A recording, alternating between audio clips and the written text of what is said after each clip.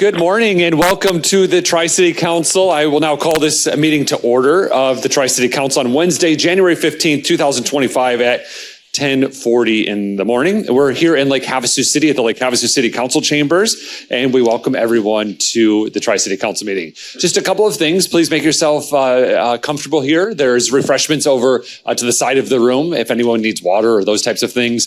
Restrooms are located just out the doors in front of me to my left. I believe it'd probably be your left too. And then just down the hallway are the restrooms. So, and feel free again to make yourself home. So if you please join me in the Pledge of Allegiance.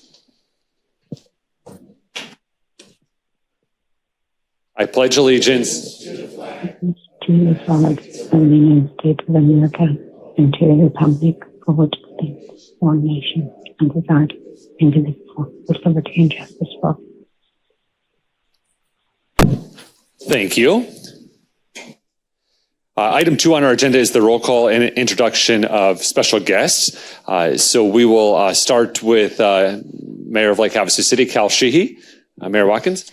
Ken Watkins, Mayor, City of Kingman. Vice Mayor. Dan Alfonso, Bullhead City. Thank you. And then Allie, do you want to make your way around the room? And we'll see. We'll start with Councilmember Diaz and kind of work our way through. David Diaz, Mojave County Public Lands Commissioner and Lake Havasu City Councilman. Trudy Hernandez, President, Mojave Military Museum, exhibit right downstairs.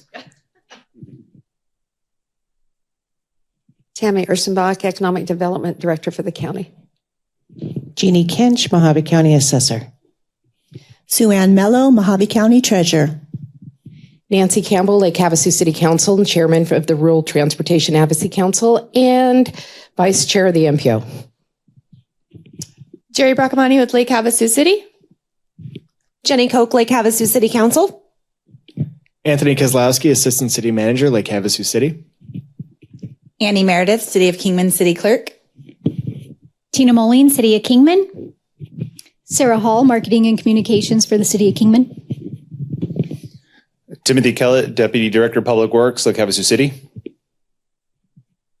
Good morning. Travis Lingenfelter, Mojave County Board of Supervisors, Chairman and representing District 1. Smiley Ward, Kingman City Council. Tim Walsh, City of Kingman City Manager.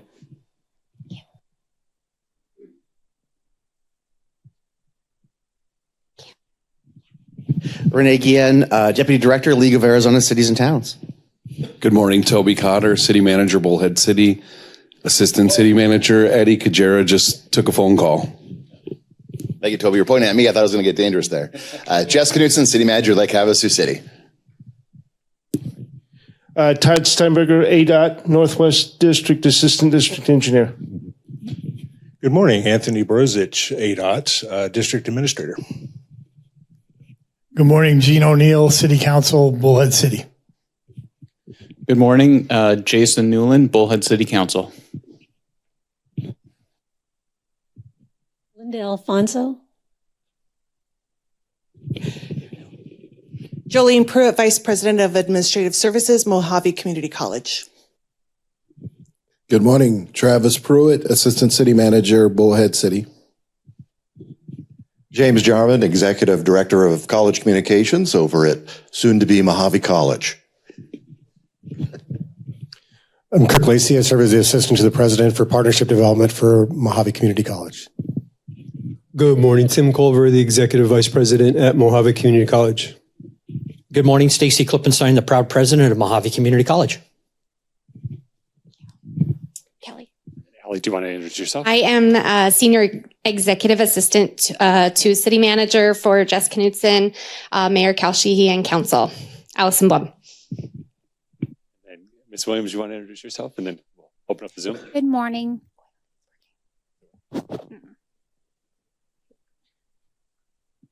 Good morning, City Clerk Kelly Williams. Thank you. And then we also have several folks that are on Teams.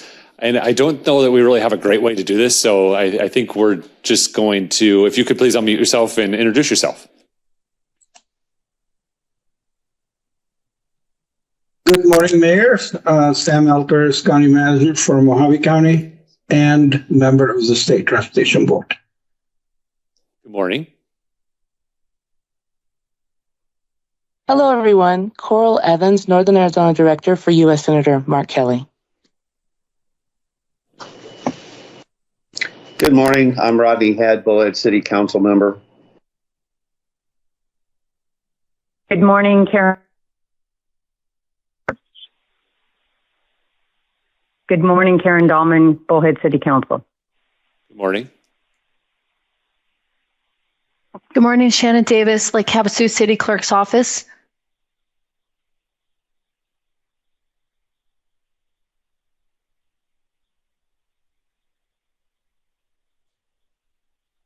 Debbie Ogden, Bullhead City Clerk.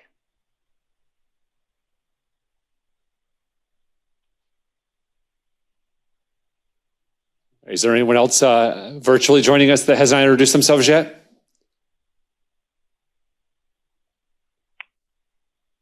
All right. Well, again, welcome everyone. Thank you so much for being here and joining us at the Tri-City Council here in Lake Havasu City. We'll go ahead and if you are going to speak, we do need to be on microphone just because we do have several folks virtually and they won't be able to hear us unless you go through the microphone. But we have call to the public. Would anyone like to address the Tri-City Council at call to the public? Seeing none, we'll go ahead and close the call to the public. Item 4 is approval of the minutes from our October 28th, 2024 Tri-City Council meeting. Do we have a motion to approve? So moved. We have a motion from Mayor Watkins from the City of Kingman, and we have a second from Vice Mayor Alfonso from Bullhead City. All in favor, please say aye. Aye. Opposed? Motion carries. Number 5 is updates from the Mohave County Board of Supervisors and other elected officials. So we'll start with Chairman Lingenfelter. If you would like to provide an update, and Allie will get the microphone. Thank you, Mayor Sheehy. It's great to be here with everybody. I'll keep it short and sweet. I'm not sure if all of you watched our very first Board of Supervisors meeting of 2025, but I came away with that very confident. I think we have a very solid new Mohave County Board of Supervisors. All 5 of our members, I think we're all very business-minded, and I think that it's going to be really good. So as far as myself as the chairman, we obviously want to stay close to all of our cities. The more that we can stay vertically integrated with our state representatives, the county board of supervisors, our cities, and stay close, that's really how we get things accomplished. You obviously have my attention in my ear. If there's anything that you ever want to talk about from a city county standpoint, obviously all of us in the room that have been around for a while, we've been tied to the hip on several issues, water and other types of things. And we were going to continue those strategic relationships, but just happy to be here and look forward to being your partner. Thank you, Chairman, and thank you for being here with us today and also for your leadership on water. It's very helpful for us. We also have Jeannie Kench, our assessor. Did you have an update to provide?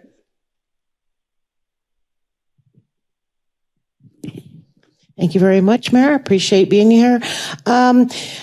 It's all about legislative season right now. I am now on the board for ACO, so it's been keeping me quite busy. We have over 35 bills going through ACO right now and 10 from the assessor's offices. So I'm going to be a busy lady. When numbers come out, you'll hear more from me. Thank you very much. And Happy New Year, everybody.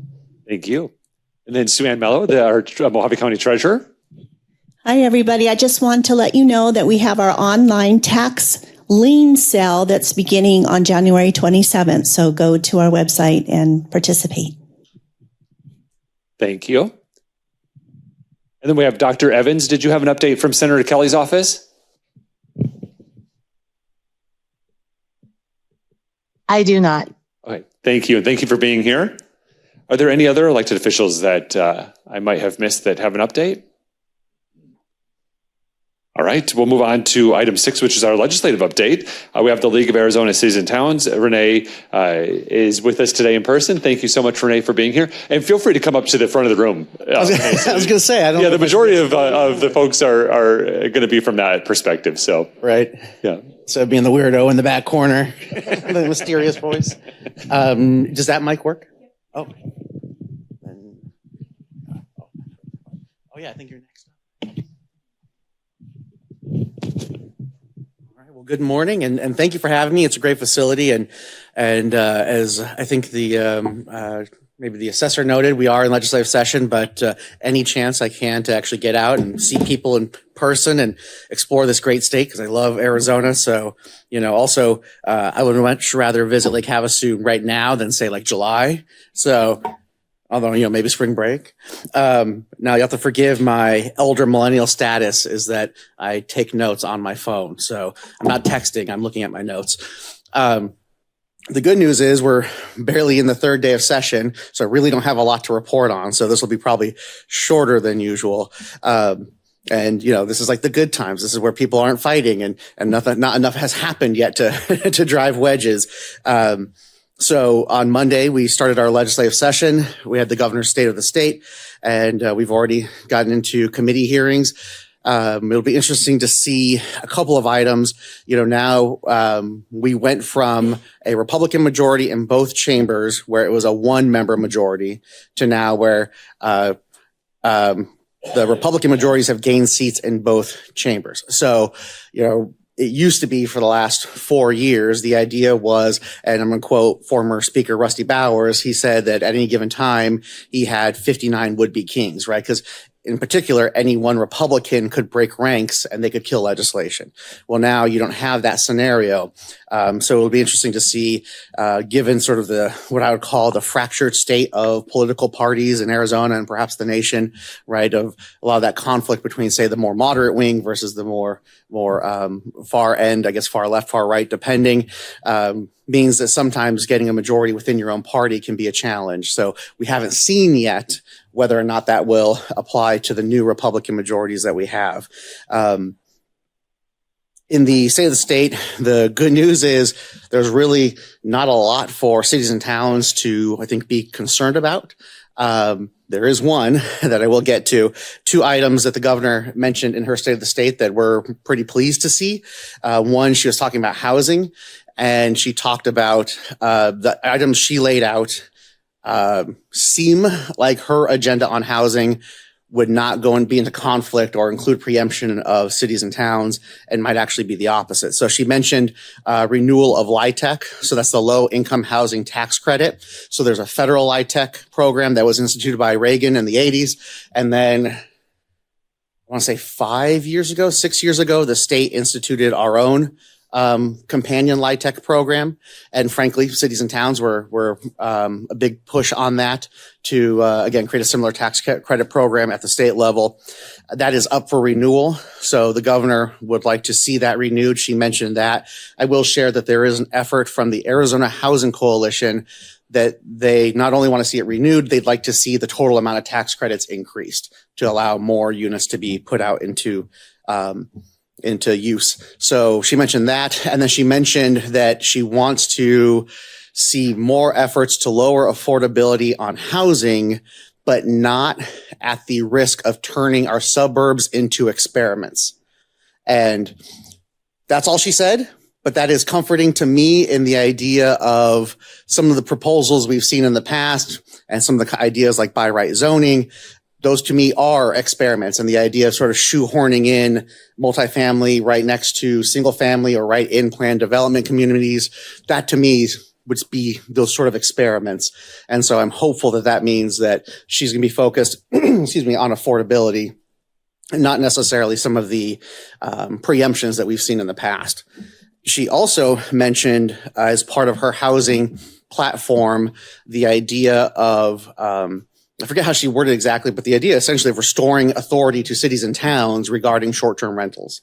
And she called them party houses. We would say it's more than just party houses, but she framed it as party houses, but mentioned the idea that, which is not news, I think, to anybody, but mentioned the idea that reining in short-term rentals instantly returns units to housing stock to address housing supply in Arizona. So I'd love to take credit to say we asked her to say those things, but pleased to see those mentioned in her state of the state, because we know passing short-term rental legislation is going to be a challenge, particularly in the Senate. Now, I mentioned there'd be something I would mention that maybe is not great news. So, well, I guess it depends on who you are. I'll explain. So she mentioned that she would like to give a raise, I believe 5% raise to DPS. You can build a league for that. That's broken. A 5% raise to DPS, to corrections officers, so state corrections officers, and state firefighters. So I had to amend my statement because I'm sure if you're in that category, who wouldn't want a 5% raise? But I mentioned that so that you guys are aware, because frankly, I remember when Governor Ducey, I think in his State of the State, declared that he wanted to make DPS the highest paid law enforcement in Arizona.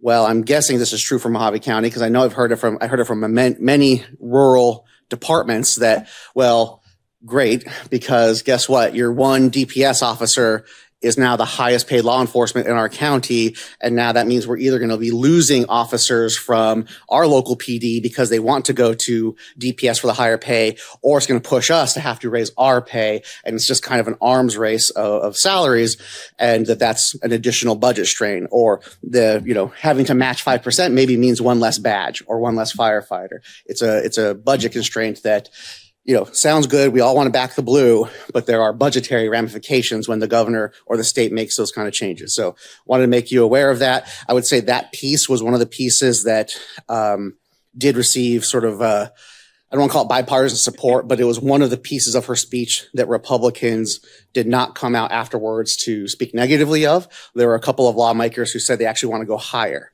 So saying that and doing that are two different things, which kind of leads me into just a brief little note that on Friday, the governor will release her executive budget. You may recall last year was a lot of budget cuts to state agencies. Cities and towns largely left unaffected unless you had a special appropriation for, say, a capital project. A lot of those were either reduced, eliminated, or delayed. Well, as a result of those cuts, last I saw, JLBC, the legislative budget arm, was calculating about a $600 million surplus for this year's budget. Not sure how much of that's one-time versus ongoing, but I suspect a 5% raise for those three categories of employees I just talked about would take up a big chunk of that. But we'll see more details on that on Friday. So that's kind of the big, I guess, tone from the governor's State of the State. One of the things I want to mention that she didn't mention is elections will continue to be an issue. And this is redundant for the clerks in the room because I already gave them this sort of warning on Monday. And, I think it's a good news, bad news. It seems like the focus for the legislature, at least in the Senate, is going to be on speeding up the tally or the tabulation. How can we get election results quicker? So I say that because generally that does not impact us. The concern, and I've already warned the clerks, is just going to depend on how they proceed or plan to do that. And I say that because there was legislation passed last year that had an interesting little nugget that basically said that if you're contracting with the county, counties could ostensibly use your clerk staff to do, I believe, ballot verification, which is not a term we've ever heard before. We have signature verification. We have ID verification. So that would be the question is, when you're trying to count ballots faster and you need manpower, will they turn to us for that manpower? We haven't seen that yet. There's one proposal moving through the legislature this week that is just looking to go what I would call it, kind of say is more of a Florida style, where Friday before the election is your cutoff. So there's no more late earlies, right? That idea of being able to drop off your early ballot the day of would go away. So that way you have an earlier weekend to start tabulating, and people that didn't mail them in time, you're going in and voting.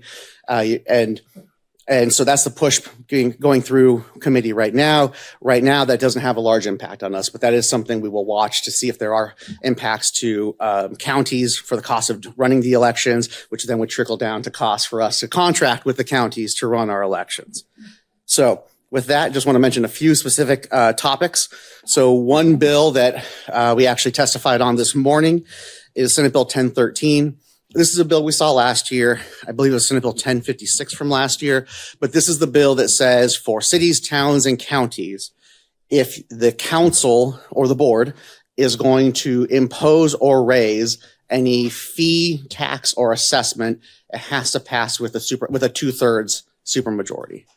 And that's about all it says. And from what we've heard, the intent is for it to be expansive. So, I mean, there's there's an argument of whether or not you want to empower minority rule by imposing a supermajority, but it's also the issue of there's not a refinement of what a fee could be. So Parks and Rec fee goes up, right?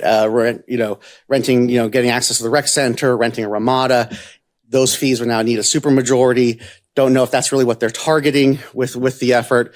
There's also a concern with anyone that has a secondary property tax that your assessment or your levy would be subject to this as well, which could have issues for bond counsel because it increases uncertainty on whether or not the board would approve the levy to generate the revenue to pay the obligation on the bond.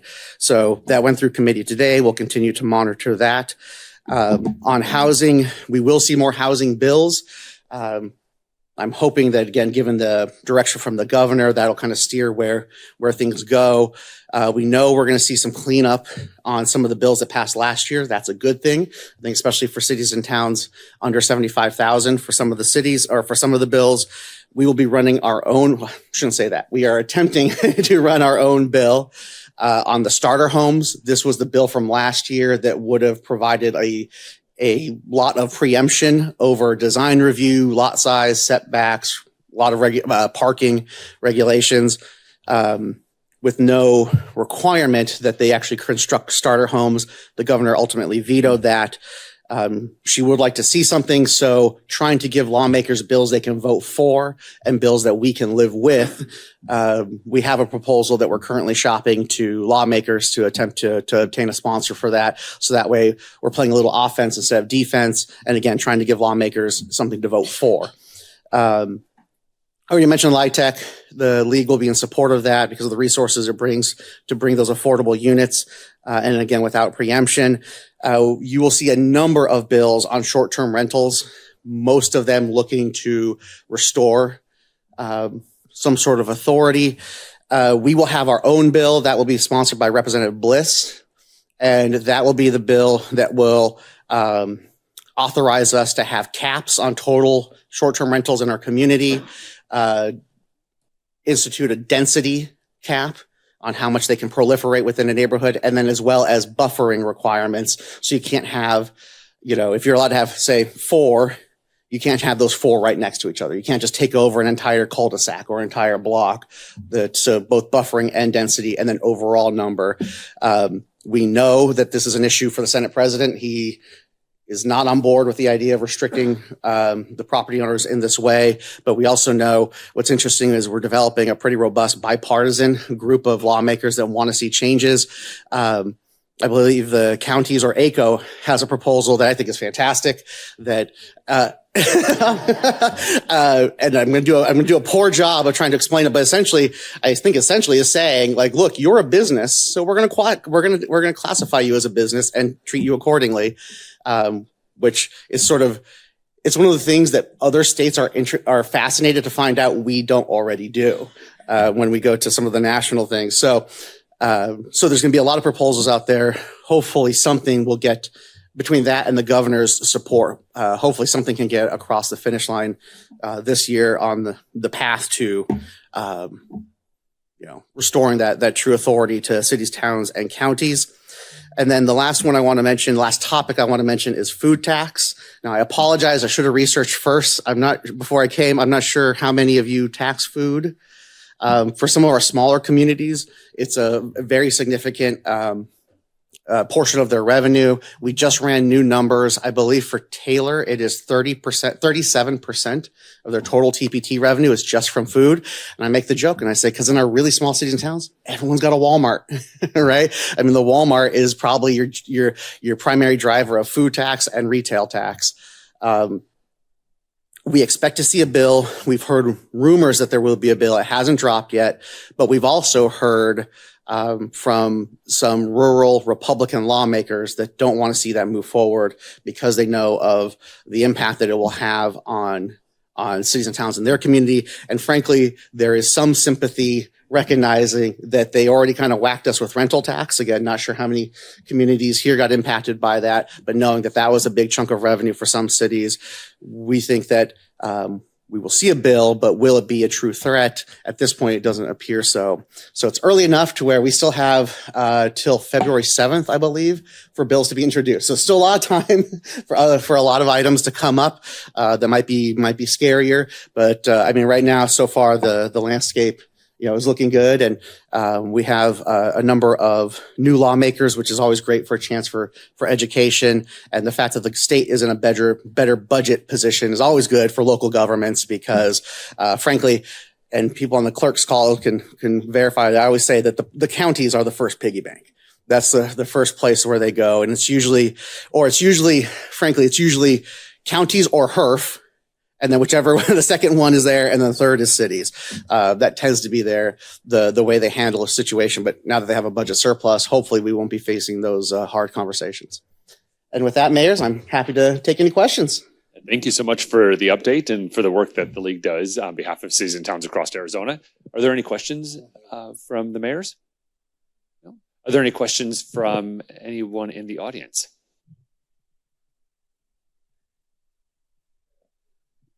Yeah, if we can just get you the Councilmember O'Neill, we'll get you the microphone. Thank you. Gene O'Neill, Bullhead City Council. The food tax, are they trying to lower it, eliminate it, or raise it?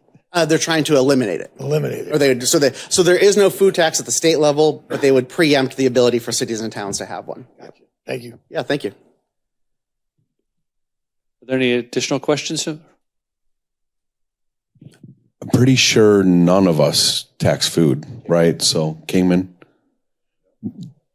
we all tax food at McDonald's, right? But we don't tax your eggs and milk at Walmart. Is the easiest way to look at that. Yep, exactly. We don't do it. If we did, it'd be a huge revenue source for us. But obviously, I'm not proposing that to my bosses. You heard it here first.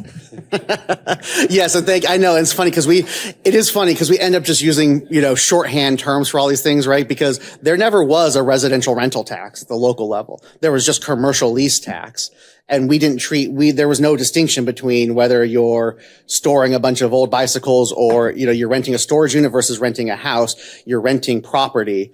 And so we're going to have to change the Model City tax code to reflect that we can still tax commercial leases. We just can't tax residential leases. Same thing with food. We say food tax, but it's really food for home consumption. It's what you're buying at the supermarket. It's not what you're getting at Applebee's or McDonald's. So that is still taxed, and I believe is probably taxed by, I'm guessing, 100% of the cities, but food tax is not. Yeah, great point. Are there any additional questions? All right, before we move on to the next item, just quickly, regardless if we charge food tax or we charge rental tax or all those things, we are the ones that need to be in charge. So 85% of residents in the state of Arizona live in a city or town. And so we just need to be able to have control. The legislature, if there is something of statewide concern, they should insert themselves and solve that. And that's what we would support. But we really just advocate for local control. So although it doesn't impact us, we still encourage all of the cities to speak out against those types of things to ensure that we continue to have local control and that our legislature does the work that is necessary for them, and allowing us to do the work that's necessary for us. So, and we appreciate your work on that. And I appreciate those comments. Very well said, Mayor. Thank you. Thank you. Thank you. All right. Thank you for being here.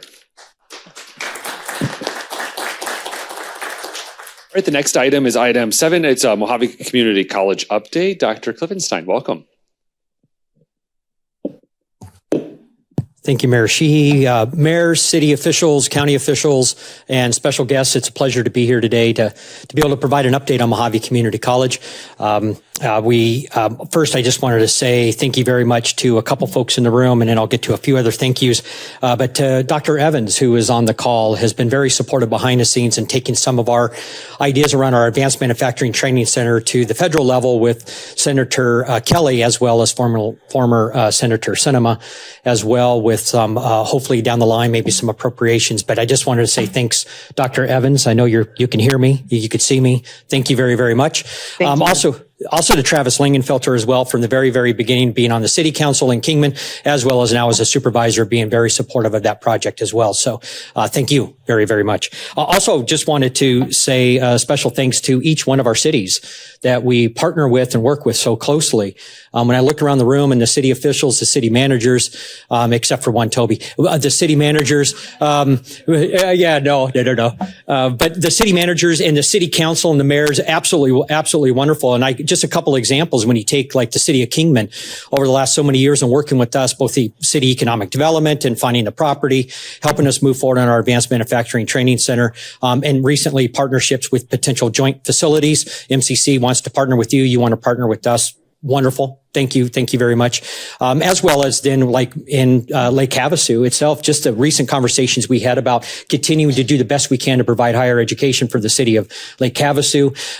Mayor Sheehy has been great to jump on a phone call with me. And I just want to say thank you very, very much for that too, that collaboration and partnership. And last, I just want to say thank you very much to Toby and his group in the city of Bullhead for the work that they've done behind the scenes in supporting our Bighorn athletic program and the field and supporting us with the housing project and being there with all of those things, but really behind the scenes, what you have done to help support us with the field especially and continue to support us with that work. Thank you very, very much. So that what I wanted to say that is that it's a two-way street of this collaboration and partnership. You have really stepped up your game and really providing that. We want to make sure we step up our game and provide that support as well, both for the cities as well as with the county, so which we serve as Mojave Community College or soon to be Mojave College. What I wanted to do real quick is just to share with you on the back table, I believe. Yeah, on the back table, recently we just put out an op-ed piece or a news release that I typically do every January just to be able to share all the highlights about Mojave Community College, upcoming maybe initiatives as well. I do this in part of to show our support and all the good work we're doing, but also it's meant for our legislative partners. So Representative Biasucci and Gillette, as well as Senator Angus, they can take some of this information and say, hey, Mojave is doing some things. And so when we come to them, they know the good work we're doing and can support. And you can see in one of those things, and it will be mentioned here in a minute, is the continuation of looking at supporting a facility down in Lake Havasu with what we call it our triple TC, but it's our transportation training, our technical training center for multiple things. But that will be explained here in a minute. But we're trying to see if Leo Biasucci, Representative Biasucci and Representative Gillette and Senator Angus will support us in those efforts down the line. Anyways, I wanted to make sure you have that. The other reason too is some of the updates we're going to provide, the team will provide, kind of follows along with what's in this op-ed. It's a little bit more added information, but hopefully you'll find this to be good information that you can take back and say, hey, Mojave Community College is trying to do good things. There's areas we can improve. There's areas we can continue to introduce. There's new initiatives. But we are trying to do all of those things, but also continue the good work that we're doing as well. What I wanted to do today is we have 4 individuals to kind of hit on 4 different topic areas, and I'll ask them to talk. We have, as mentioned or introduced earlier, Executive Vice President Dr. Tim Culver to talk a little bit about the academic side and enrollments and all the good work that has been going on there. We have Jolene Pruitt, our Vice President for Administrative Services, to talk a little bit about facilities master plan, what's coming down the line there. Dr. Kirk Lacey, who some of you might know from various different meetings over the last 3 years, joining to talk about the partnership prioritization process we're going through and involving us along with city officials, county folks, the K through 12 system, as well as with our CTED Wave with Amy West. So a lot of good work being done there, and he'll just mention some of that and hopefully what we'll be coming out with in the upcoming year. And then we'll end off, always end off with your cleanup hitter, and that's James Jarman, the voice of Mojave Community College. He will talk a little bit about our rebranding and some recent as this morning, notice that went out to collect feedback on our logo. So those are the 4 things we're going to hit on. Of course, we're all here to answer questions. I'm not going to answer the questions. I deflect to them. So if you have questions, they'll answer. That's why they're here. Isn't that what you're supposed to do? You're supposed to bring the entourage that does all that good work. But anyways, I just wanted to pass it over to Dr. Culver for a quick update on his end. Well, good morning, everybody. I just wanted to talk a little bit about what our spring enrollment numbers look like. and also give you some previews of what our academic master plan includes over the next 4 years. So it's exciting to talk about these new programs, these expanded programs, and these modifications of existing programs. And so just so you know, these numbers I'm about to share with you, and there's a handout on that back table as well. As you leave, you can feel free to pick it up if you like. But these numbers are a bit preliminary because we just started our courses this week. So we're only on day 3 of spring semester. So as all of you know, we give our students about a week to add and drop and get situated and be there or not be there, depending upon what life circumstances are. So these numbers will be more final actually sometime in March, because we offer 12-week sessions, 16-week sessions, 8-week sessions, 5-week sessions. We offer different lengths of the semester. And so our official count date's not really until the 1st of March, but these are going to be pretty good numbers. So right now in Lake Havasu City, we have almost 950 students from the Lake Havasu City area who are enrolled. Now, when I say they're enrolled, they could be commuting to Kingman, to Bullhead, they could be in Havasu, they could be taking online classes, they could be taking synchronous classes, all different kinds of classes, right? So about 950 right now are enrolled in some kind of class, but they live in the Lake Havasu City area. They have an address in the Lake Havasu City area. The rest of the numbers I'm going to give you are the same conditions. In Kingman, we have nearly 1,382. And so in Bullhead City, the winner, of course, nearly 1,500 students from the Bullhead City area are enrolled at MCC. And then at our North Campus up in Colorado City, 239, which is about a 13% increase. So that campus continues to grow. Then we have about 300 students who are we call distance students who don't live in the area. They might live in Vegas or Laughlin or an address that's outside of those areas. Utah, we have a lot of students up in Utah that go to our North Campus. Anyway, 4,365 students are currently enrolled, and that's going to represent somewhere between a 10 and 15%. Don't tell him. 10 to 15% increase in enrollment once everything gets settled down next week, somewhere between 10 and 15%. Today it's 17%, but next week it won't be 17% once everything gets settled. The other thing I want to share with you are some, be happy to take any questions if anybody has any questions. I have a whole set of other data if you want to talk after the meeting, if you have specific questions. The other thing I wanted to share with you is academic master plan. Over the last couple of years, we have gone through an academic master planning effort where we have met with you. We have met with members of the community. We have held focus groups with employers. We have held focus groups with chambers. We have held focus groups with students. We have held focus groups with a lot of different people. And then we added that to Lightcast data. And if you know about Lightcast data, those data are data which tell us what the employment outlook looks like for different professions. It has things like how many people are expected to retire, how many people are the employers expected to hire, what's the job outlook look like in the data. So we put all those focus group data together along with the Lightcast data, and we came up with some ideas about what our communities need in order to, academically, in order to serve workforce, right? And so over the next 4 years, we plan to either create new expansion of existing programs or modifications of our programs in certificates and short-term training, things like our Transportation and Technical Training Center that we hope to have here in Havasu. We'll have a slew of certificates, short-term training available, things like EV, electric vehicles, those kinds of things. Things like forensic science, things like expanding our automotive program from Bullhead, because it's only in Bullhead right now, to both Havasu and Kingman. So those kinds of things are being talked about. That way, we're serving all of the communities, and we actually know that the Transportation Center should probably be here in Havasu, right?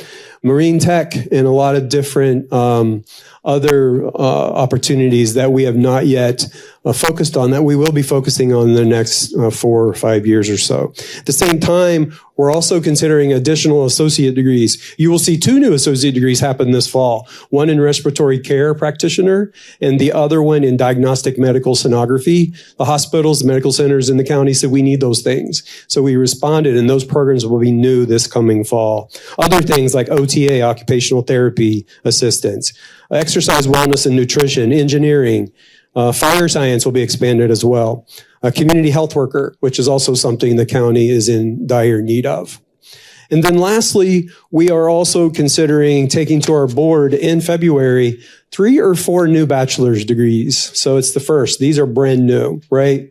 Thank you, Julie. Areas such as, and quite frankly, we are still building the plane as we fly. I'm going to give you examples of things that might go to the board, but all of them will not go to the board. And I'll tell you why. Is in Arizona Revised Statute 15-1444, it limits the number of bachelor's degrees we're allowed to offer because our mission is still as a community college, right? So it limits the number of bachelor's degrees that we're allowed to offer in the first 4 years of offering them, and then in years 5 and later. So we can only have 3 or 4 to start. So here's the list of possibilities, all right? Human services, medical laboratory science, KRMC said we need that. Paramedics and LPNs can become BSNs. Psychology, RN to BSN. We have a ton of RNs in the county. Need more RNs. We're still not losing our focus on RNs because that's really what the hospitals want. But there's also a next step if they're interested. Elementary and special education. Biology and athletic training. Those are the ones that are on the list. And so I'm going to pass it off to Jolene, unless there are questions or if anybody. Yes, Nancy.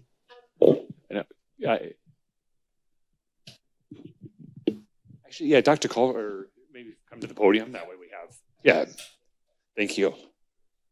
I understand that there's been questions and conversations going on about a heavy equipment apprenticeship program in Mojave County. Can you tell me a little bit more about that and what that looks like? Yes, conversations have been going on about heavy equipment, diesel as well. And so one of the things that Jason Gee, our dean, and it's actually on the sheet, I just didn't mention it.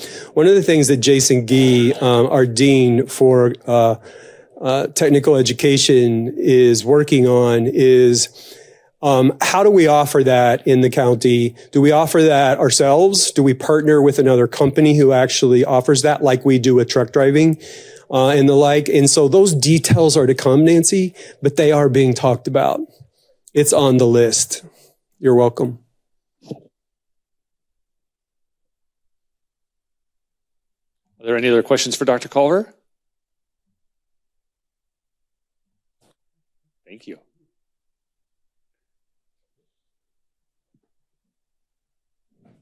You want Jolene to come up here, or do you want... Yeah, Jolene can come to the podium. That way we have a free microphone to Perfect. Around. We do have, I think, microphones on order, so it won't always be like this. But Jolene Pruitt.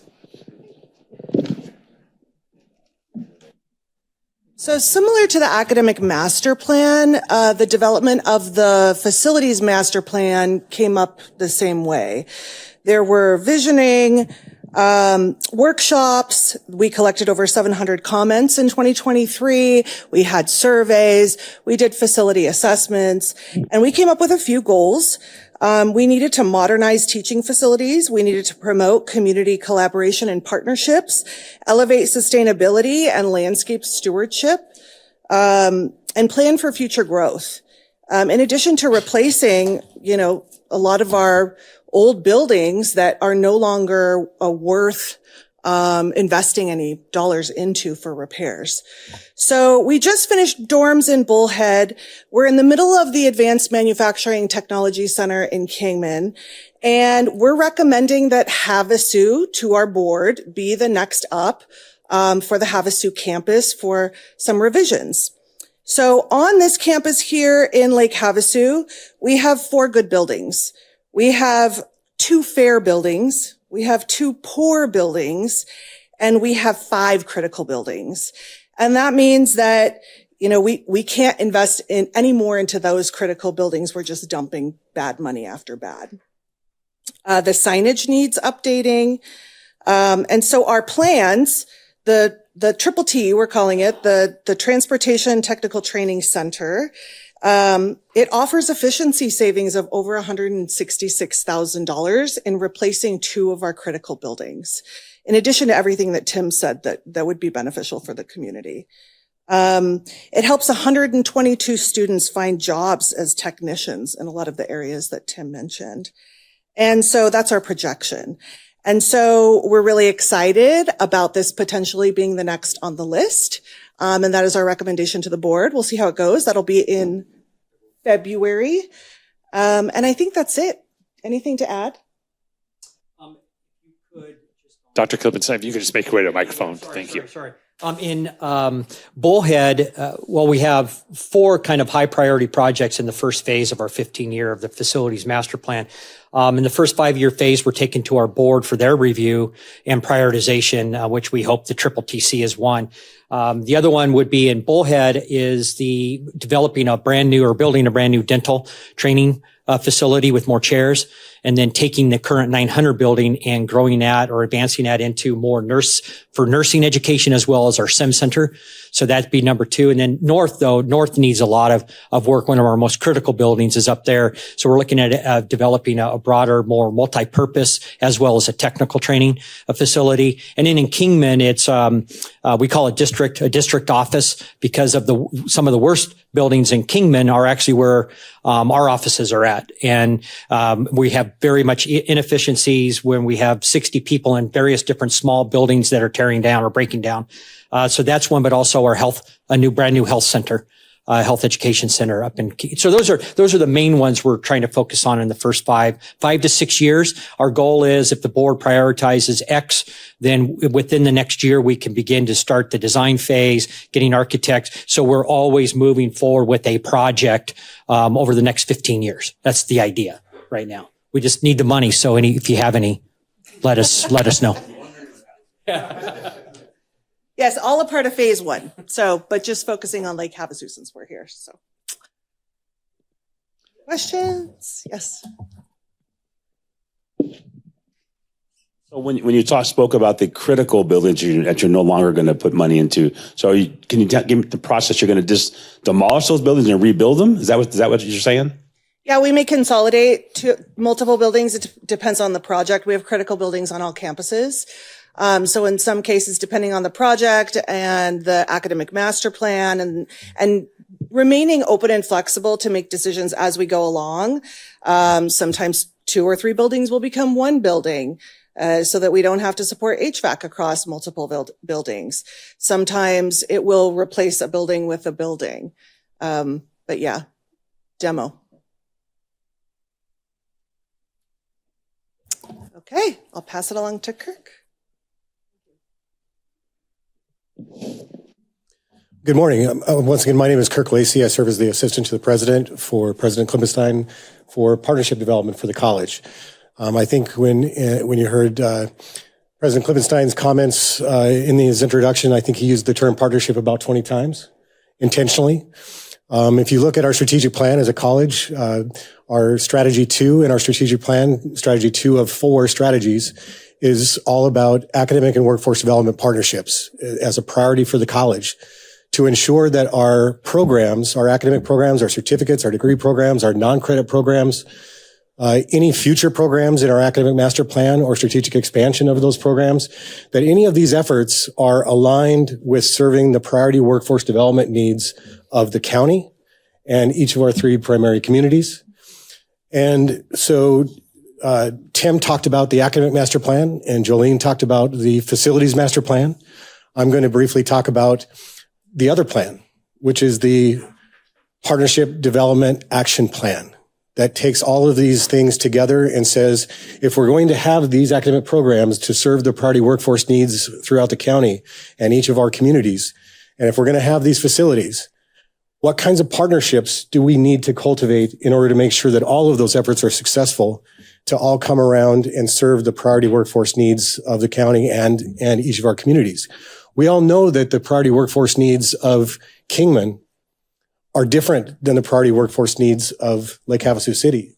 They're different than the priority workforce needs of Bullhead City.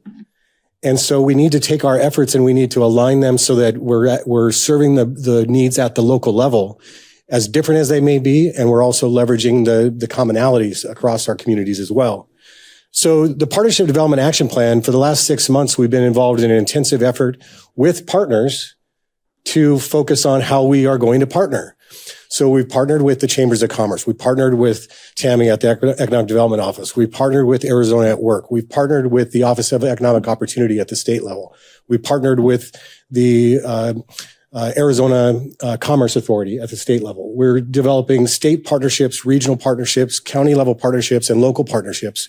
And it's all around building a comprehensive partnership development action plan that will drive the college's strategic and proactive efforts towards cultivating these partnerships that ultimately come around to then serving our local workforce needs. So this action plan that we'll it's in the final stages of development, is being built, as Tim talked about. It's being built around data on the labor market information of priority workforce needs of each of our individual communities. And so this action plan, using Lightcast data, we're able to look at what are the industry sectors in highest demand in each of your communities? What are the occupations that are most needed to serve the workforce needs of each of your communities? And so we have a data profile that we're creating for each separate community. What are the priority workforce demands and needs for Lake Havasu? What's the data profile tell us about Bullhead City? What's the data tell us about Kingman? And so with each of these 3 different data profiles, we're able to then look at what are the top industry sectors, what are the top occupations, and who are the top employers who need to fill those positions.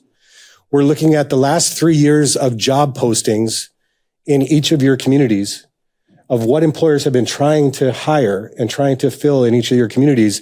And with that job postings data from the last 3 years, we're now also combining that with the economic forecasting of the supply and demand gap analysis for occupations that are in demand projected to be in demand for the next 5 years. So looking back 3 years, looking ahead 5 years, we're able to say these are the occupations that are going to be most needed in each of your communities with that data profile, and which are the employers that need to hire those occupations. Then we're able to backtrack that to our academic master plan and say, okay, do we have the academic programs and the training programs, both credit and non-credit, to prepare people for those occupations?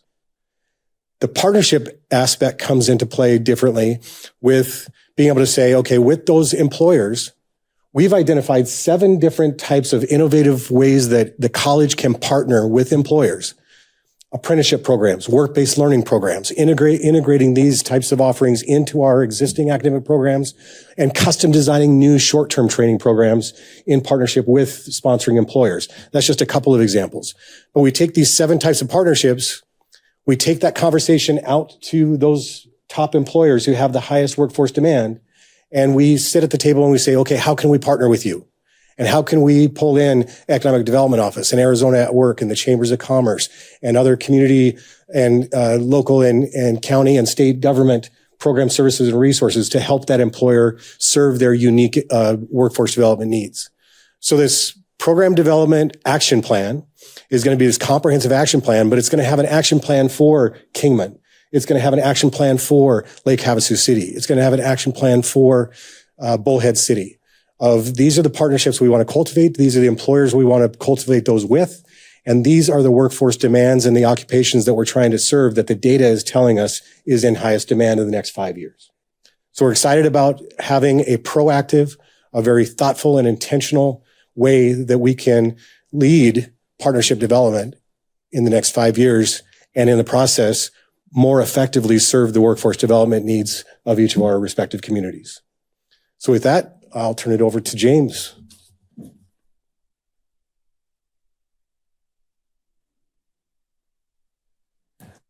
All right. Thanks so much for inviting us here. I have the fun job of showing what the college is doing, all the great work that the college is doing, shining a light on that for the community. And one of those things is once We started talking about the academic master plan a few years ago. The legislature allowed community colleges to start offering bachelor's degrees. We added athletics. We have student housing. We have the AMTC going on up there in Kingman. And so when we looked at it, when you step back at it from my office's standpoint, we had to ask ourselves a question, which was, do we really fit that community college brand that everybody sees as a community college?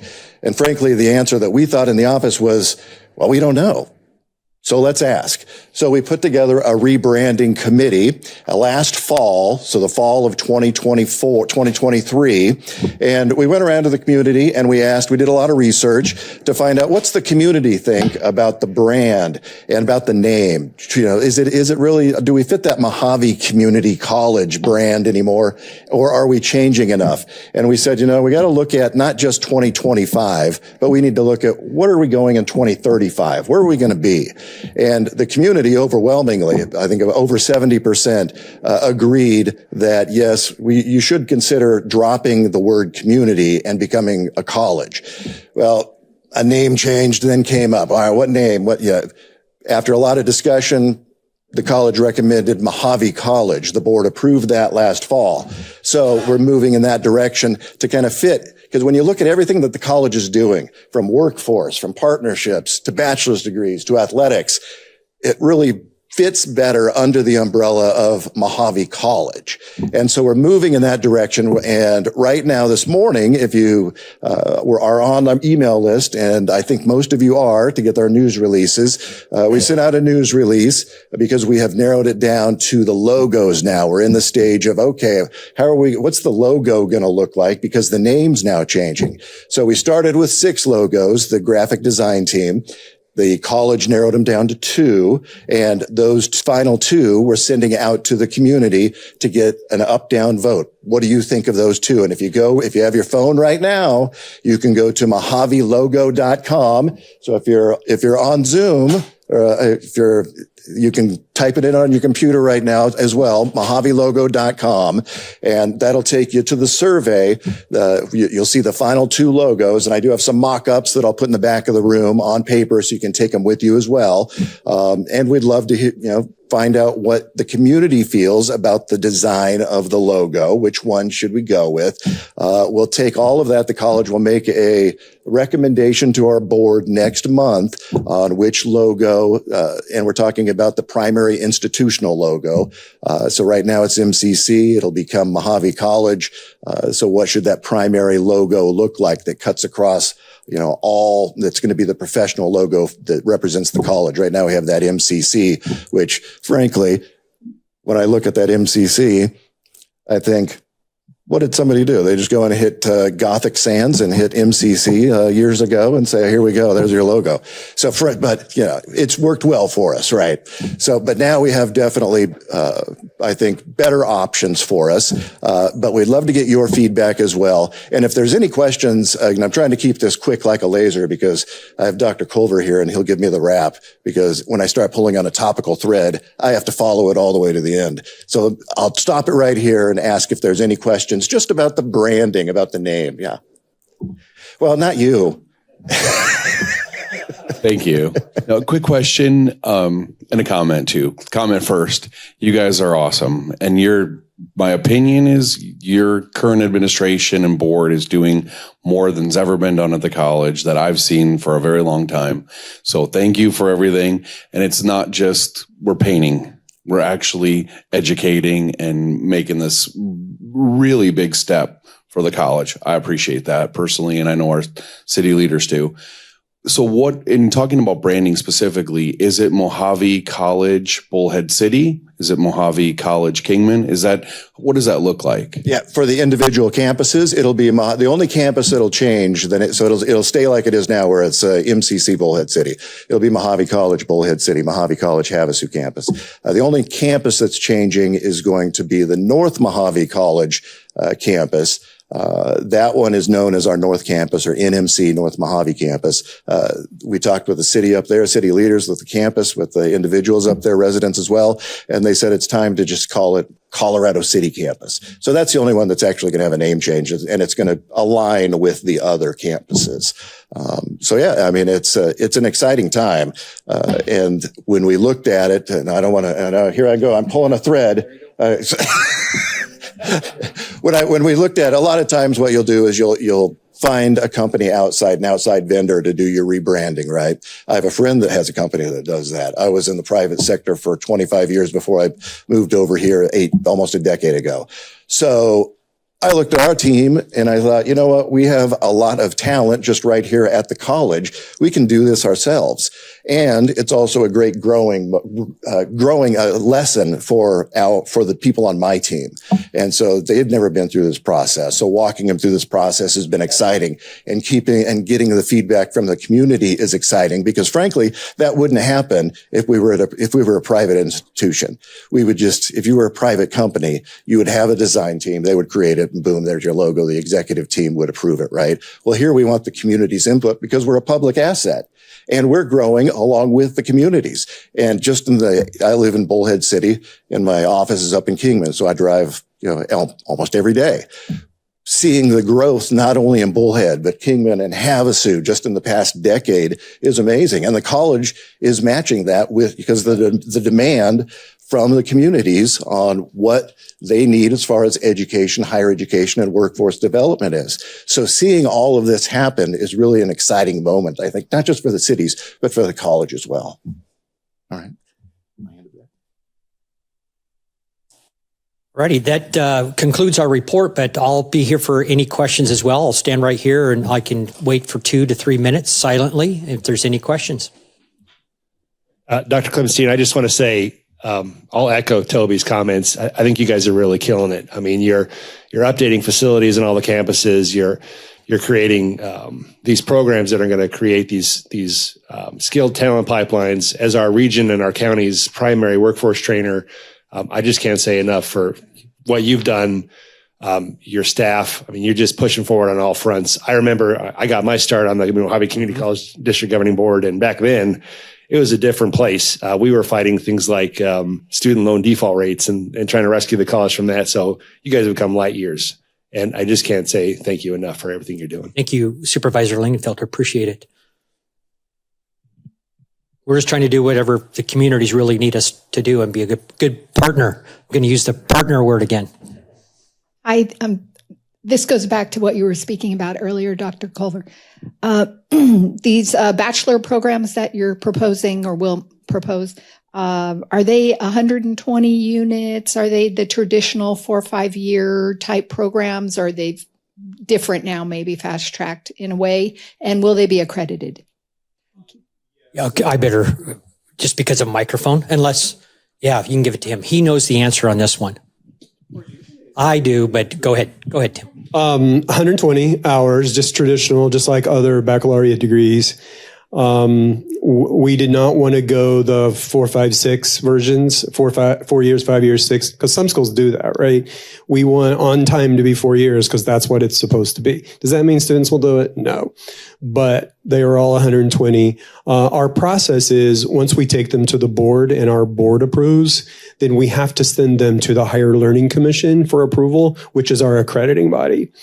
And then also to agencies that might have licensure requirements, like some of our medical programs, our health programs, they also have to be approved through those accrediting bodies as well. So we have primary accreditation, which is HLC, Higher Learning Commission, and then secondary accreditation from agencies like boards of nursing and those kinds of things, right? Did I answer all your question? All right. And that is one of the things that we have with HLC or Higher Learning Commission is you can tell we have way too much fun. The Higher Learning Commission, we are accredited exactly as ASU, NAU, U of A, GCU, you name it. We have the exact same standards we have to be able to put forward with any of our degree programs. We have to assess them exactly the same way. So when people talk about quality of education, we are right there with the exact same accredited quality education that you see in your 4 years here in the state of Arizona, because we're all HLC. My last just parting comment is we are in the midst of our budget development period, ready to go to our board in May and June. And so when we talk about all these programs and facilities master plans, what we have to do, we have to be very, very cognizant of and concerned with to make sure that we can fund all of these initiatives as well. And so we have to prioritize. And sometimes we have great ideas on a new academic program and a new building, but we might have to delay 1 year because of the startup costs. All of these programs he's talking about are high cost programs. It's not the traditional psychology class. In a classroom, you need an instructor. You need an open classroom with lights. It's equipment, high cost programs in our health programs. In the 2 new ones we started, we have to have program directors plus faculty to be able to run those for accrediting purposes, right? So that's expensive, plus the equipment and plus everything else. Medical directors, thank you. And so we need to be cognizant of that. So we build our budget around that. Just so you're aware of about 60% or so, or 50 something percent of our budget comes from the county tax base that we get for our college. About 6% comes from the state. We get some federal dollars, as well as then a big chunk comes, about 17 to 20% comes from our student population, tuition and fees. We got to pay attention to the taxpayer needs because that's our largest group that's funding us. And so working with you all as representatives and other county leaders and industry leaders here in the county, we need to make sure we're paying attention to their needs because that's where a lot of this comes from. And we want to support that. Dr. Klippenstein, on your State of the College message, it talks about the Advanced Training Center in Kingman. And it says it'll be the home for HVAC and welding. Are there still those programs at the Havasu campus and Bullhead as well? Yes, yeah. Those, and Dr. Culver talked about it, expanding out. So like electrical program, which we've had and started in Kingman, that can move or will move down into the Lake Havasu area. We're just taking our HVAC program, which we started in Kingman last year and a half ago, in a temporary space waiting for the AMTC to be built to really expand that. We're doing stuff with CTED Wave with a cohort of students. We're doing fabrication lab. All of that will be there. But yeah, we will have those same programs in other campus locations. Not all of our programs, like our dental program. We're not starting one up in Kingman and one in Lake Havasu just because of pure volume of numbers as well as the cost for that program. So some programs will stay in place at their individual campus, but All right. Again, thank you so much. Thank you, Stein and your team.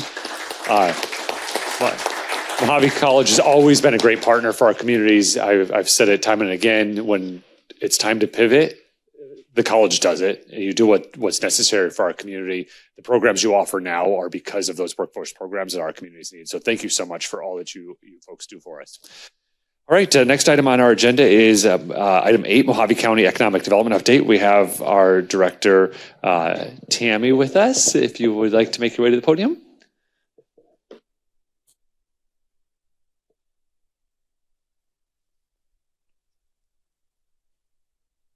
I want to thank you for inviting me to speak. I am not one that likes to just get up and speak or pat myself on the back, so getting the chance is occasionally kind of nice for at least for my office, because I don't share a lot.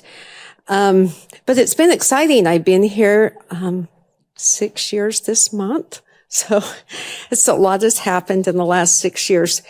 The one thing I'm just going to give, I brought in over 40 businesses, but some of the bigger ones were Meyer Distributing. I worked with Shamba & Sons, Interstate Warehousing, NextGen Chirogenics. I worked with Crane behind the scenes, and Nucor. Nucor is my one I'm excited about because they were going to leave. People don't know that. They had about 65 employees. They were getting ready to close their doors if we could not help them through some of the power problems that they had, some of the other challenges. And I was able to go in and find the right resources for them. And they will be opening, I think they told me next month, with adding 140 new jobs. So I'm very excited that we not only didn't lose them, but we've got the milk shop that they're bringing in, and at not only good paying jobs, but they're definitely a support to the community, and not just Kingman, but all of the county. And they're out there to help whatever they can beyond what they have in their own company. Currently, I've got, and obviously I don't share business names at this point, but I can tell you overall, I'm working with well over 20 companies to come in with new development, but they're in manufacturing, warehouses. I've got a natural gas to diesel fuel, and that one's a little interesting because their byproduct with low water usage is hydrogen. The hydrogen will generate power, and they couldn't find anyone to take the offtake of the hydrogen. So they've already ordered a power plant that will produce the power. It will be out at the Griffith area. We don't have the land secured yet, but we're working on that. And it'll end up with 160 additional megawatts of power from what they do. So it's a modular units. They bring them in, they take them out. So I'm excited about that one because it's just different enough, especially where there's low water usage. We have 2 mines that are looking at opening, working with a lot of retail throughout the whole county. I work with workforce housing, not low-income housing.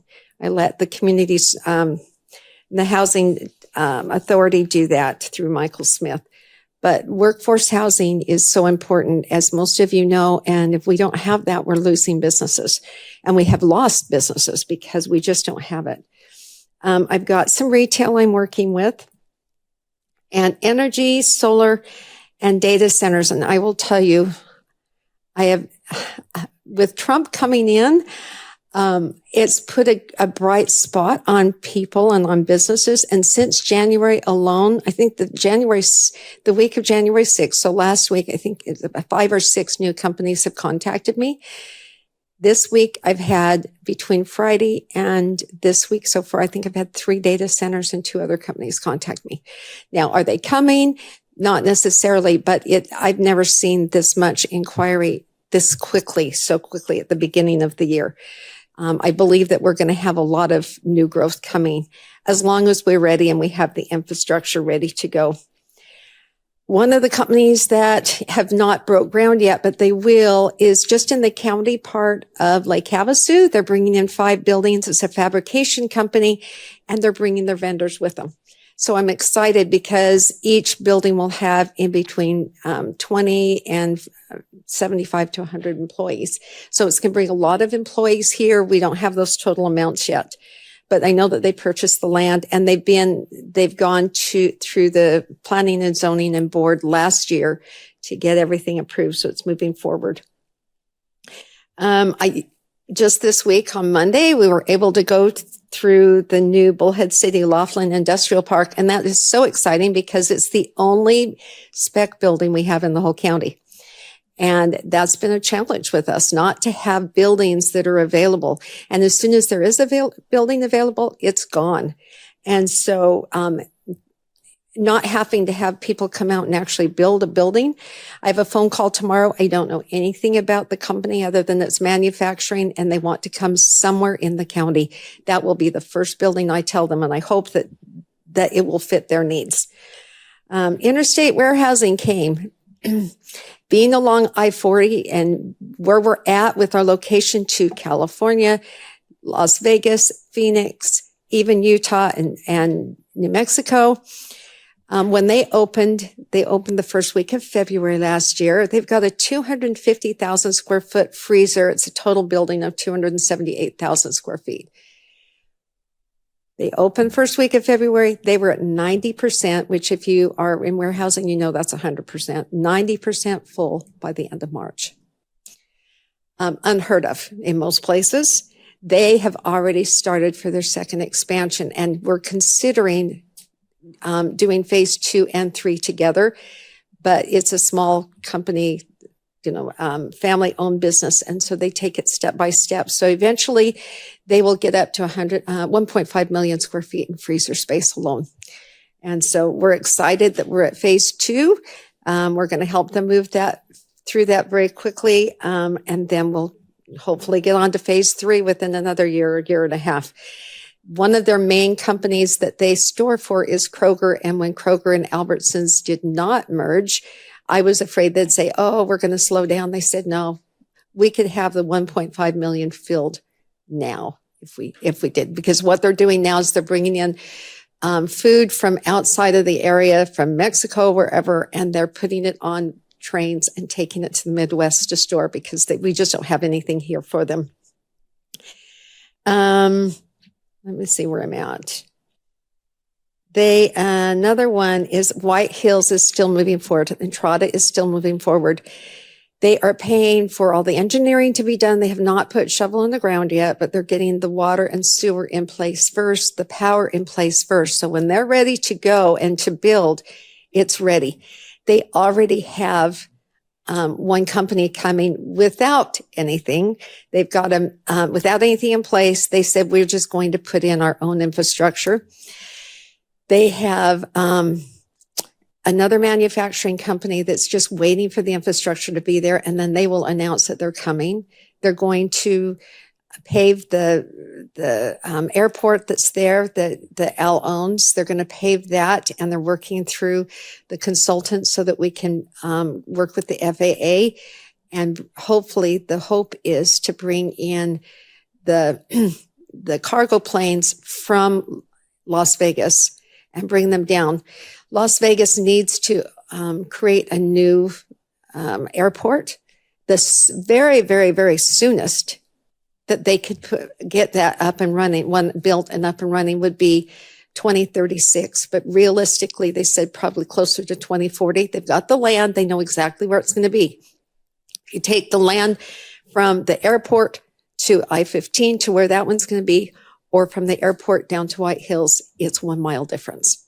And so it makes sense. Let's get this one up and running. We've already got businesses saying as soon as that's open, we're coming. I think we've got 3 transportation companies looking to come and locate that way. So it's going to grow. It's going to happen. It's just a matter of getting that infrastructure in the ground and getting it going as quickly as possible. And Al's very conservative. He's paying cash for everything. So he's not financing anything that I know of. So it's one step at a time, but he's doing a great job. We have county land in Kingman that I've been working with, and we've got some retail there. I've got an anchor tenant that's looking, and I don't usually do retail, but I've got an anchor tenant that's willing to build the whole strip mall, but a strip mall, but we need the anchor tenant to come in. I'm working with 1 or 2 companies, hoping now to bring in the anchor tenant.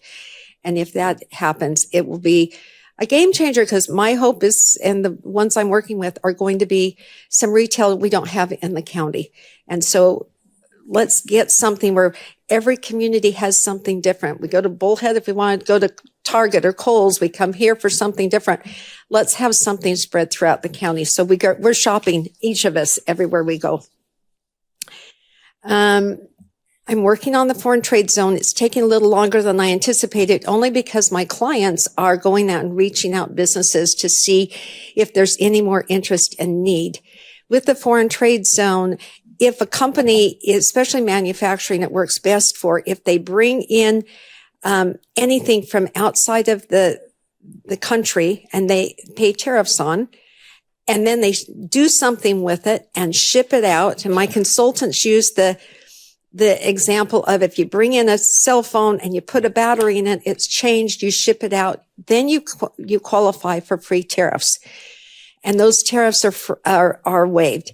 If you bring it in and it sits in your warehouse, or you're doing something and building and it's sitting there for another 4 months or 6 months, you don't have to pay the tariffs on it until it leaves your site nationally. And so the idea is to bring that in. It's one more tool to help our local businesses. And it does a couple things. Number one, we're going to have more manufacturing right here in the United States and within our county. Number two, it means that those savings that they're not going to be paying in tariffs can be passed on to the consumer.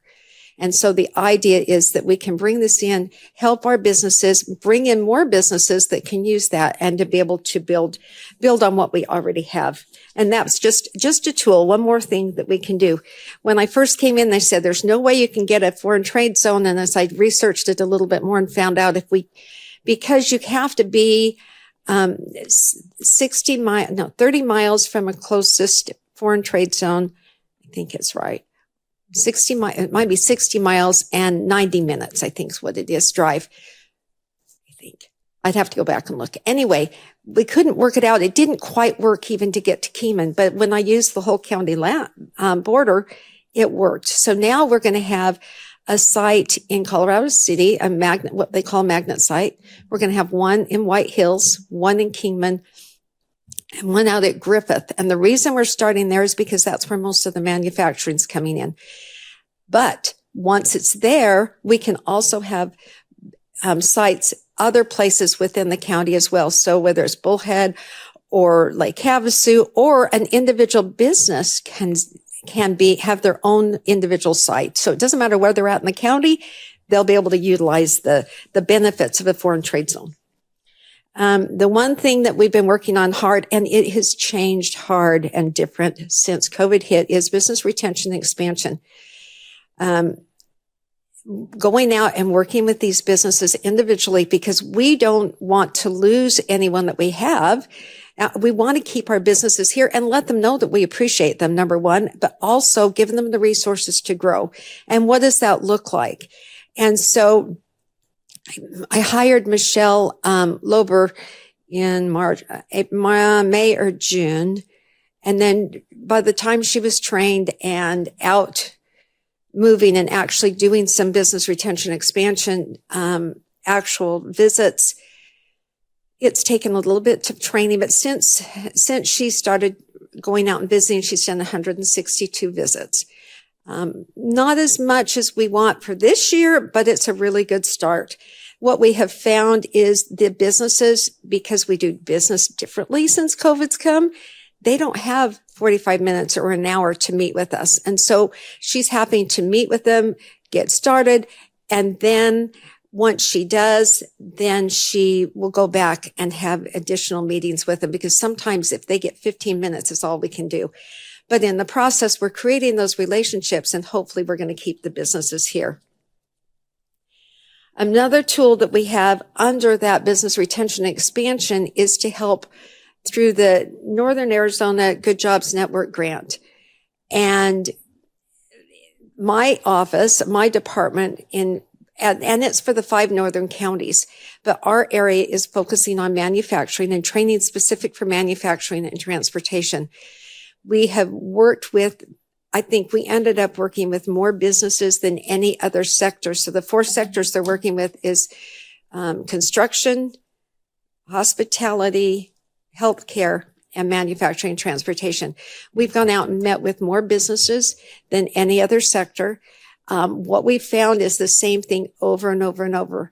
Number one, we need some skills to get the people in the door. And once they are here, to continue some of those basic skills. Can they read a tape measure?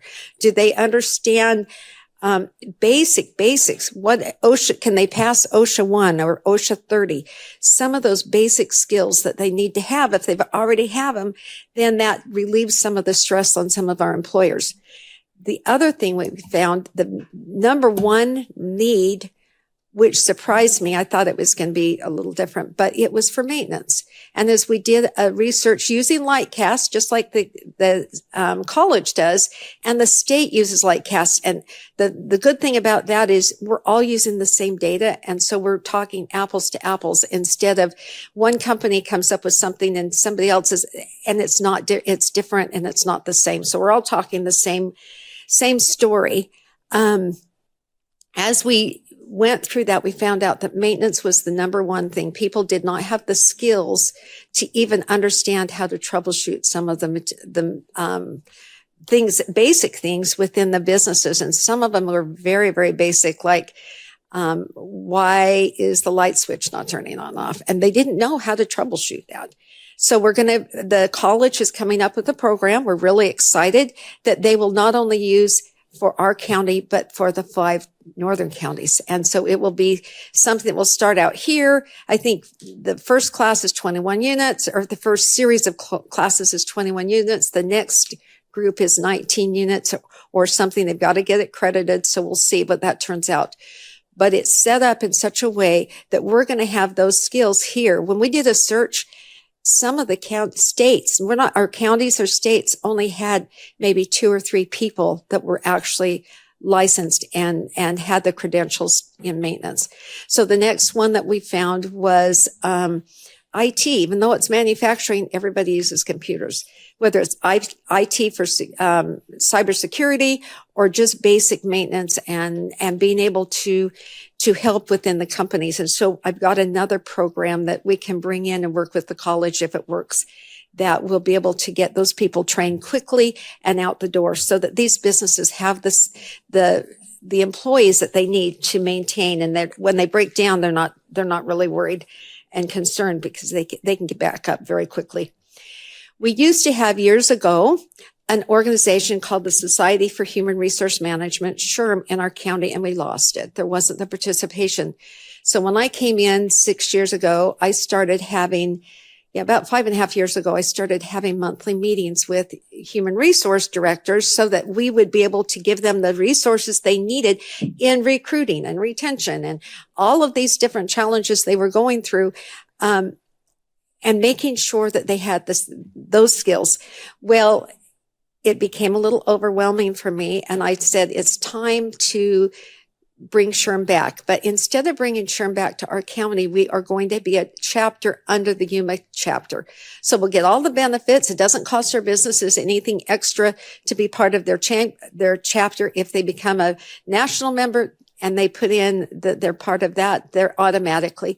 But what it gives us is the resources to have some of the people come in and educate our businesses on a higher level. These people that have master's and doctorates degree in human resources, to have them come in and really educate them. And that's going to be, I believe, a game changer for some of our businesses. Another thing that we've been working on, and I had a meeting last week with someone, is what can we do to bring in some heavy equipment training? Because the mines, we've got a couple mines that are opening up. They need it. Our businesses need it. Our road workers, our cities and county our public works, and they all need this heavy equipment. So what can we do? Because we cannot find some of them. And so we've got a program that we're going to start investigating to look and see what we can do to help with that. Another one that we're working on in different different communities and different cities is childcare. We know that that's a national concern. What can we do to help support and build on? Because we just don't have enough childcare for people. I've got 2 foster kids right now, and my daycare, my one person had to quit. And so I have one going home after work by themselves for 2 hours. She's 10 years old. I've got a 12-and-a-half-year-old that can't be in the same house with them. What am I going to do? Well, hopefully Boys and Girls Club will open next month, like they say they're going to. And I worked it out. And then my babysitter last night quit, or not quit, but couldn't come in. She got stuck at work. So that last little 15, 20 minutes that I needed a sitter for was gone. I had to leave. I had to leave a meeting I needed to be at. Well, if I'm struggling, what are the other families? Because at least mine is 10 years old. She can be home alone. A 6-year-old, a 5-year-old cannot. So what can we do to help those families? Then we're doing a lot of collaboration, an awfully lot of collaboration with the college, with the cities. We're trying. And like I said, I don't get out as much as I should because I just get busy and keep working. Chambers, the school districts, and a lot of nonprofits. What can we do to help support? We work very closely with the state and the Arizona Commerce Authority as well, because they help to bring in businesses, but a lot of times it's not what they're bringing in. It's the resources that they're giving our smaller businesses. And so they have a boot camp once a week, every Tuesday morning, that people can log into. And those are all saved online. They have a lot of other resources to help our businesses. And so I work very, very closely with them. Another area that we work with is tourism. And we have monthly meetings to be able to unite and work together with all of the cities. And the purpose is, if somebody's coming to Grand Canyon West or they're going to Kingman for a specific event, then let's get them into Lake Havasu and Bullhead at the same time, or wherever they're going. Let's keep the people here longer. Let's get them spending money. Let's get them staying in our hotels. Let's get them eating in our restaurants. Let's get them here for longer periods of time. So we have monthly meetings where we collaborate together. We work together. But we knew that we needed a little bit more. One of the things that we need to do as a county is become a destination management organization, a DMO for the state. That opens doors for us to apply for grants. It puts us on the map with the state and with other states as they come in and look. But to be able to be that DMO, we need a website. And so Supervisor Johnson was kind enough to use some of his ARPA funding for us to have a website. And the people working on our website, we're going to have it done by the end of last month, and it didn't happen. They got sick and they had a death in the family and a few other things. So we're hoping by probably realistically next month, we'll have the content added. We've got a little bit done, but hopefully we'll have a lot more, and we'll have that web page up and going. So I'm excited. Another thing is Supervisor Johnson gave us some funding, ARPA funding, that we could use towards a trailhead, but so he gave us 4 specific things. Number one, he wanted us to be able to have some way to reach the people that are out, that if search and rescue needed to find them, we could find them using a certain link. Well, we found a link that's already there without us having to pay for it. So that was checked off. Another thing he wanted was for a trail for that would be ADA compliant. And so we've got a trailhead we found that is in the process anyway through BLM. We're partnering with BLM to get that up and going. We've got a little bit, we've got $20,000 going towards that, which is not a lot, but it's enough to get the parking lot started. And then they're going to have the trailhead go out. It's just on the outside of Kingman. And beautiful area where they can not only have wheelchairs to go on the trail, but we're also going to have ropes so that people that are blind will be able to go step by step and hear little things along the way so that they may not be able to see, but they can feel and hear and be able to go out. The last thing, well, not last thing, but we're also working with, doing film. So people coming in to do television and commercials, and what can we do to highlight our county through that? We've been very excited to work with them. I've had 3 different companies come in and say we want to bring in a studio, which would have been amazing. We could not work it out in the time frame for the 2 studios that had the money and was ready to go. The other one didn't have the funding. So we're still there. If they ever come up with the funding and they're ready to go, we will find a place for them. But if we bring in the studio, it not only brings in people from outside the area for the filming, but then it brings in additional, businesses. And businesses that we can make. So whether it's somebody wants to start a place for costumes or lighting or props or, catering or hotels, whatever, we need to work together to pull them all together, and then we'll have more people here for that. It's not something that I think can see today, but I do think it's on the back burner that's coming. And I've got some locations that we've had people scout out before, so I know that we're on the map. I have a monthly newsletter that I send out. So if you're not getting it, please let me know. I did not send it in December because I had some computer problems in November and December, and so it did not go out. But other than that, it goes out by usually depends on the month when we're coming back. So this month it went out on the 6th because, that was the first real day back to work. I did a strategic plan that was for the whole county, and we're working on it. We don't put as much effort into that as much as I want to because I've been by myself most of this time, but we're going to be working more on that this year. And I think that's it. That's a lot, but I think that's that is a lot. Yes, absolutely. Yes. Any questions or would? Yeah, thank you so much for the work you're doing. Are there any questions from? Well, thank you for what your Small But Mighty team's doing. Yes. All right, item 9. We are getting close, and then there will be lunch. So just bear with me. Item 9 is the Arizona Department of Transportation. Mr. Steinberger. Trying to tell me to hurry up, Mayor? Is that what we're... Whatever you take it. Yeah, lunch is waiting. Okay, good afternoon, everybody.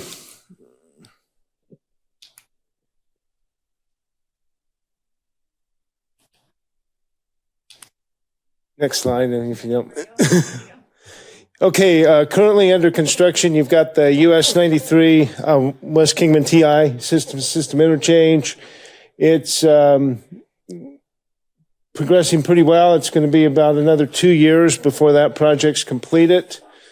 There at the Andy Devine, exit 53 on I-40 in the westbound direction, we're doing that bridge deck replacement. That will be wrapping up this spring. And then east of Kingman, we have the Rancho Santa Fe TI, potentially Rattlesnake TI. I know the city of Kingman's potentially looking at changing that name back to the Rattlesnake TI. We're just getting that project started, doing some earthwork and getting the detours ready to do the bridge and pavement work. And then we're doing a broadband project on I-40. The North Central District is administering that. That's going to bring broadband from Flagstaff all the way to the California border. And then we're just wrapping up the west of Kingman, heading to Havasu here, the Walnut Creek to Holy Moses, pavement preservation, punch list items, guardrail repair. Tomorrow we're going to be having the partnering pre-con for the US 93 Cane Springs widening to 4 lanes. That will be the last segment between I-40 to Wickiup. So that's good news. And then down here near the California border, we have 2 pavement preservation projects. One goes from the California border to milepost 2 on I-40, have some reconstruction in that area. And then also from milepost 2 to the turnoff on SR 95, we're doing that pavement preservation project. Next slide. This is some pictures of some of the work for the interchange there at the West Kingman TI. This is going to be the connection road tying in at US 93. And then this is the box that's going to capture the drainage flow at Holy Moses Wash. Next slide. And then this is the lane coming into Kingman, coming off of Coyote Pass.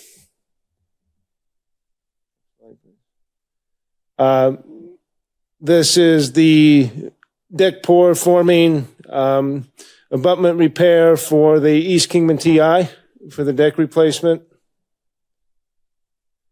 And then here's some pictures of the pavement preservation that was just done at Walnut Creek. And here's the base subgrade repair for the Needle Mountain Road TI, the Lake Havasu TI. Okay, some upcoming pavement preservation projects. Currently through Kingman, from where at Holy Moses Wash out to Rattlesnake Wash. That project is being advertised right now. We're anticipating starting construction in the spring.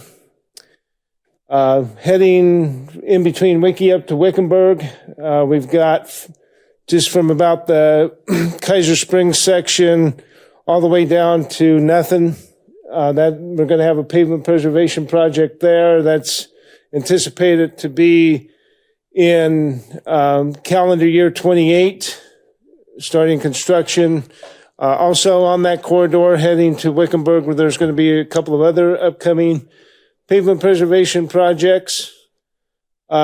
East of Kingman, east of the US 93 I-40 junction heading to Phoenix. We have that pavement preservation project heading up the hill to Silver Springs. That's going to be at the summer of 2028. And then north of Kingman, we have the US 93 Sanctuary Road, basically from Kingman to Dolan Springs. That's slated for a fiscal year 27 project, but we're doing everything we can to push that up so we can start construction this upcoming fall. We're trying to get it advertised first quarter of fiscal year 26 this July. Okay, some modernization projects, safety projects here in the Havasu area. We have the South Palo Verde to Price Road, the Center Raised Median. Trying to get that advertised any day now. Should be the end of this month. Heading up to Vegas, up there near White Hills, we're looking at some safety improvements there. Not enough storage for those semis coming out of those businesses in the median. Looking at some improvements to reduce conflict points. And then heading down to Phoenix on US 93, down there in the 2-lane section, looking at extending a passing lane in the southbound direction and adding a passing lane in the northbound direction. That was a safety project. We're looking at starting construction in that in a couple of years on that project. Next slide. And then some of our future expansion projects in the Kingman area, the Kingman Crossing TI, still coordinating with the city on that project. And then heading down to Phoenix, down around the Santa Maria River area, we've got the Big Jim Wash project. That's slated for this upcoming fiscal year.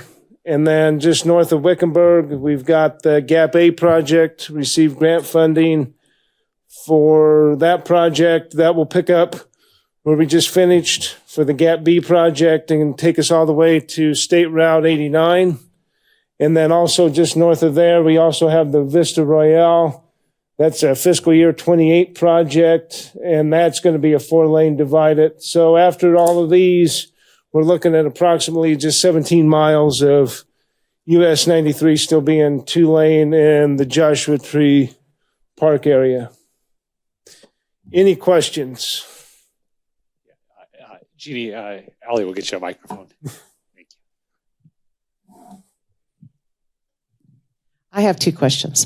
All the traveling I do to Phoenix, you've got what's going on before you get to Quartzsite. And, I went to Phoenix on Sunday. There was no traffic. And then on the way back, it just says prepare to stop. And then you're stopped for 3 hours. When is that going to be finished? Because it looked like it was really close to being finished. So that's question number 1. Is this on SR 95 south of Havasu? It's actually I-10 before you get to Quartzsite or after Quartzsite going toward Phoenix. I can't give you an answer on that. That's actually not your area. A different district. That's Paul Patnay's area down in the southwest. It looks like it's close, but I took Vicksburg and I came right through. Did you? Yeah, right. I know, but some of us don't like that road in 72 at night when you don't see well. Yeah. So, anyway. Okay, so the second question was the bridge there on 95 and I-40. You did a beautiful job on 95 when Leo got us some money, but that never got done. Are you planning on getting that fixed? Yes, that bridge is currently has funding, and it just got programmed. I don't know the specific date of when we're going to start the construction on that. We're very well aware of the needs of that bridge. It is in need of repair and replacement.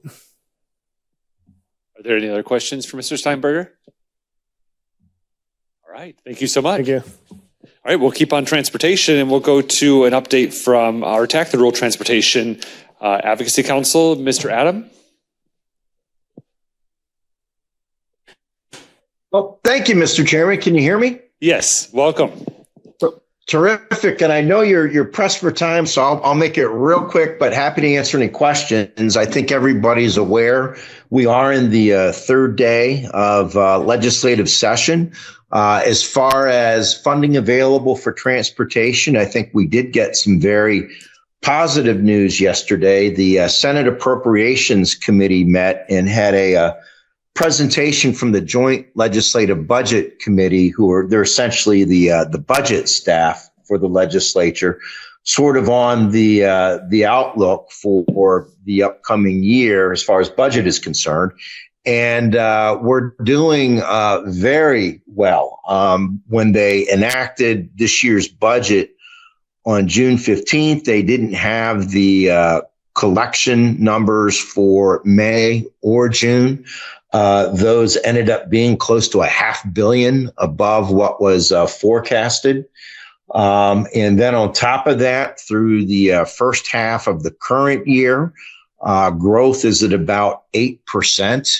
And so we're already 600 million above where we were anticipated to be.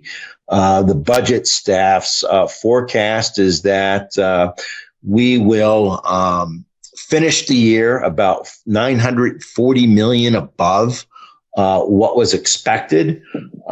They do want to set aside some funding to make sure that there is some carry forward balance for next year.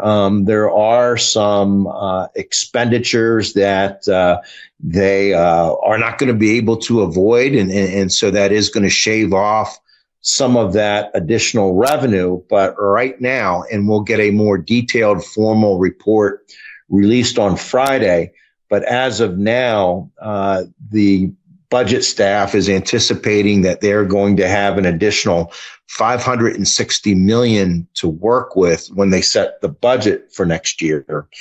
And in talking with legislators, I think that there will be a continuation of prioritizing transportation infrastructure with at least some of that funding. We've had a very positive response to that so far. The RTAC priority project legislation, the bill hasn't dropped yet, but I'm expecting that at any moment now. Fortunately, Representative Biasucci, who is the chair of the House Transportation Committee this year, he has committed to introduce that bill. Along with my new RTAC chairman, council member Nancy Campbell from Lake Havasu, had the opportunity to meet with Leo, and I think he's going to be a very strong advocate to direct as much revenue as he can to the infrastructure. Another bill that we'll be paying very close attention to, that we asked the vice chair of that committee, Teresa Martinez from Pinal County, would appropriate some additional funding for the Arizona Smart Fund. This was the program that was created back in the last year of the Ducey administration, and it provides rural communities with state assistance to pursue the competitive federal grants that became much more available after the passage of the Infrastructure Investment and Jobs Act back in Washington about 3 years ago. It's been a very popular program. Over the first 2 years, we have expended or awarded roughly 2/3 of the funding that's available. Actually, more than that, about 24 million a year, which leaves the program with about 18 million. So if trends continue, we will have fully exhausted the funding at some point later this year. And as long as those federal opportunities remain, we would like to see the SMART program funded and able to help rural communities bring in as many of the federal dollars as we possibly can. So House Bill 2101 would appropriate an additional 10 million. That will be a negotiation and a starting point. And I think we're probably going to want that to be more in the 20 to 25 million range if we want to continue the awards at their current pace. So I think that is the big news out of the legislature right now, but happy to answer any questions. Thank you, Mr. Adam. Are there any questions from members for Mr. Adam?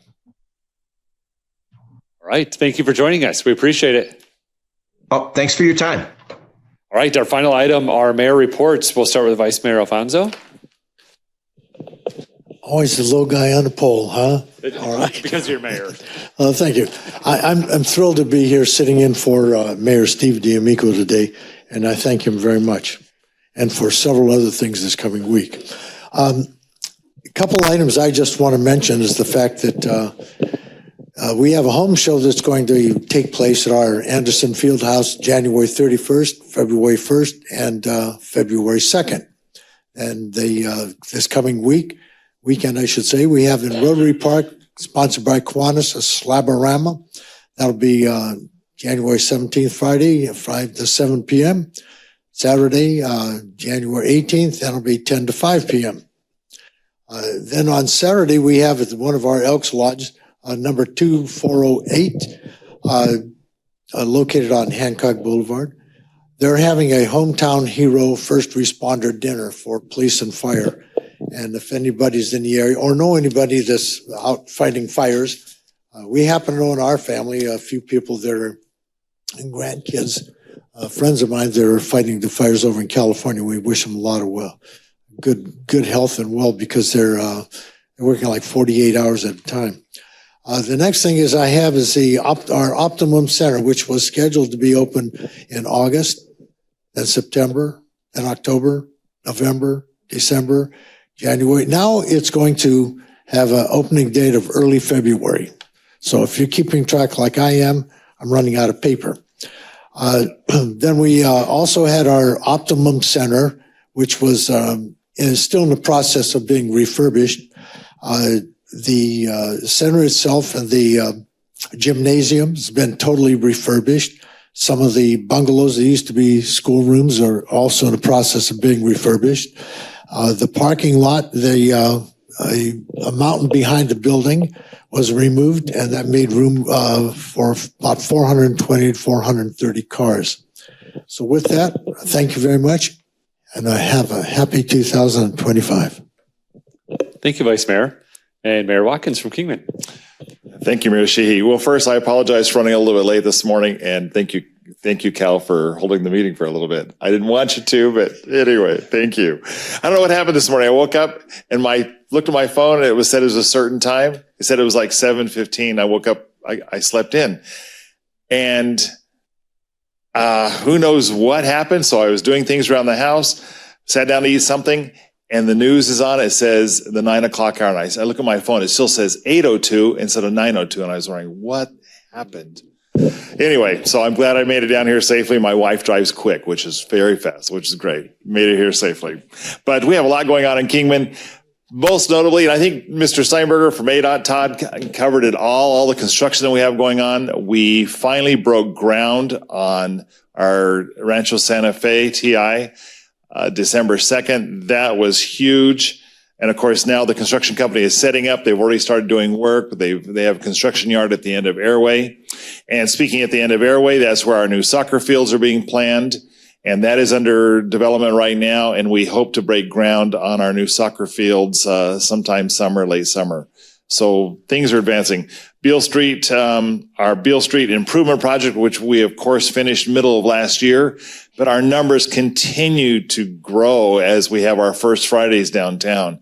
It is amazing how many people are showing up and supporting our downtown merchants, and we really appreciate that. And then lastly, because to not take any more time, we are still advancing forward as far as our FAA, meeting with the FAA and our land release for out at our industrial park / airport. And we've had some great news actually on Monday. I can't share details, but things are moving forward and we're hoping it even at a quicker pace. So once again, I hope everyone has a safe and happy 2025. And lots of great things are happening in our county. Thank you. Thank you, Mayor. And then quickly an update on Lake Havasu City. We are working on our downtown Catalyst Park on the corner of Quario and McCulloch. When you leave this building, feel free to take a drive by. But it's going to be a great downtown gathering space. Also, our first Fridays will move there as well. And it should be open by late spring or so. Our second bridge to help augment the London Bridge will be coming up for the design and soliciting proposals for construction in Seymour will be coming up, and we're looking for that to occur now. Our general plan is in the process of needing to be updated in 2026, so that contract actually will be on our next City Council agenda. We also have Fire Station 7, so it'll be our 7th fire station that is identified for the most need within our community, is in design, and that contract is also on its way to council. So very exciting there. We are working with Jeannie Kench with the assessor's office and City of Sedona, the league, and some others for short-term rental legislation that will be occurring this year. And we're hopeful that something may be able to occur to give us a few more tools in the toolbox. We've already maximized all the tools that state law affords us at this point. And the City Council also adopted an e-bike ordinance. Well, we actually updated and amended a 2011 ordinance that didn't address e-bikes because the technology wasn't there yet. But we're having some issues with the shared space of our recreational pathways for runners, walkers, bicycles, and now e-bikes. So that went into effect mid-December. Signage should be going up to help educate our public that we have a shared space, and hopefully that will help solve some of those challenges that our citizens are having in those areas. We also have lots of events. It's event season here in Lake Havasu City. I invite you to go to golakehavasu.com to check out all the events that are occurring, and we'd love to welcome you and your families down into our area. Before we adjourn, I just would like to say, we all just show up here when we get here, but there's lots of work that goes into making sure we get here. So I would like to give a shout out to the clerks, of course, Kelly Williams from Lake Havasu City, Annie Meredith from Kingman, Debbie Ogden from Bullhead City, and their teams that help make all of these things happen. Thank you so much for all of the work you do. Here in Lake Havasu, Steve in the control room in the back, thank you for making sure that all of this is going to work. Allie, for your coordination of all of this, thank you so much for making all of these things happen. And then thank you to each of you for your partnership and for your engagement with the Tri-City Council. We're only as strong as the partnerships and collaborations that we all have with each other, and I value that and look forward to working with you in 2025. With that, thank you for staying with us for so long. The restroom, again, just around the corner, and lunch is now served for those here. Those attending virtually, thank you for joining us. We'll see you in April. We're adjourned.